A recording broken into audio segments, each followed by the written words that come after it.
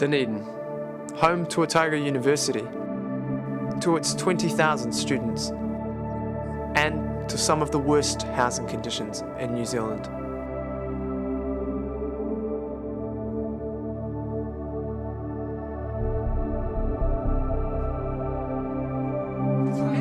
Shoulders, knees and toes, knees and toes. Hands, shoulders, knees and toes.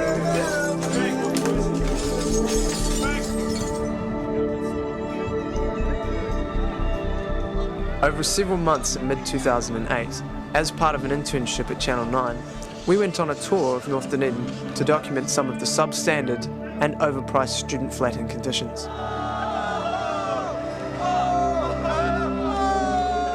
What we found was an alarming number of highly priced and poorly maintained properties, the tenants of which seemed to be unaware of their rights and responsibilities under the law.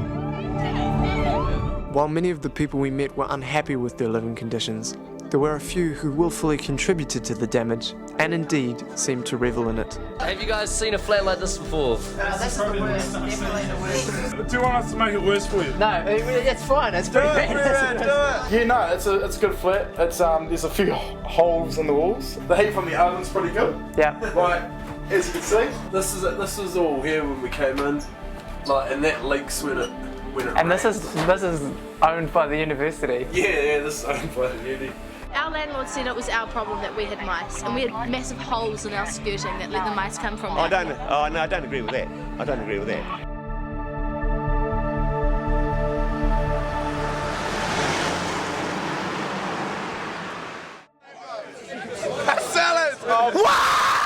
It was the weekend of the unofficial Under 500, and we'd come down to Castle Street to seek out the absolute worst flats in Dunedin.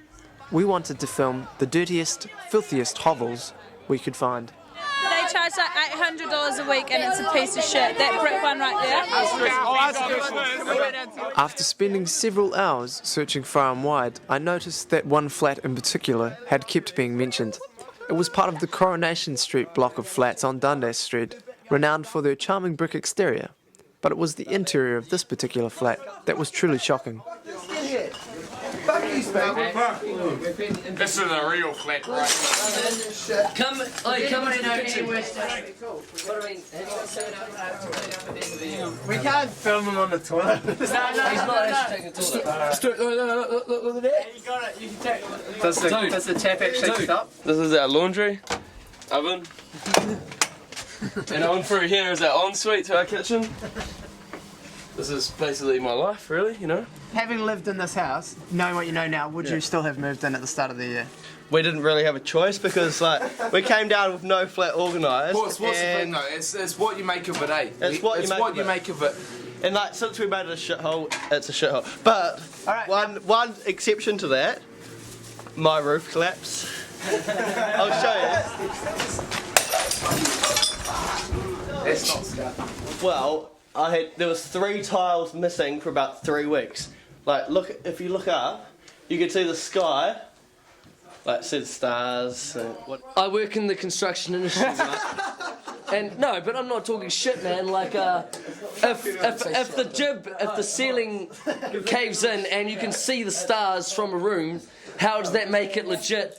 If people are living here and paying their rent, I wouldn't put it on the landlord. If you go up on the roof, you can pull off tiles and they're pretty much rotting. You touch them and they'll fall off. The state of the roof, it should be condemned. When you moved into the flat, what was the condition like? Was it a dump when you moved in? Yeah. Okay. No, it was a dump. People used to come dump their refuse here. Oh, really? And so how much Basically, rent do you pay for first? 75 a hectare. 75? All that is location. Have you had any disputes with your landlord? He doesn't give a fuck because we come in here and there's glass everywhere and we have, you just... But it's not entirely the landlord's fault. We throw bottles at the wall for fun, so... Get Scuffy! Aren't you worried about your TV? Landlord... we don't chuck it towards the TV. Landlord doesn't stick up for us. It was becoming clear to us that compared to your average student flat, these guys were the exception, not the rule, as most students don't live in this kind of chaos. But their case did seem to illustrate the broken windows theory, which describes the idea that a house that is already dilapidated and goes without repair is more likely to be treated with contempt by its inhabitants than it would be if it were properly repaired. Consider a building with a few broken windows. If the windows are not repaired, tenants could be inclined to break a few more windows, bringing the house into a further state of disrepair. On the other hand, if the windows are repaired within a short period of time, tenants will be much less likely to cause further damage to the property. There's quite a big perception out there that students do mistreat the property. It's hard to have any respect for your flat, your home, when it's covered in mould and falling around you anyway. So, not that vandalism is ever justified. There is students out there who sign up for the worst flats they can find so they don't have to take care of it. I think this is definitely the worst we've seen so far. Yeah, if you guys know any flats worse than this. And there are landlords who deliberately run flats that they don't have to do any maintenance on or any work in. But I mean, it's a chicken and egg situation. If you go into a bad flat, you're not going to look after it because it wasn't good when you got there.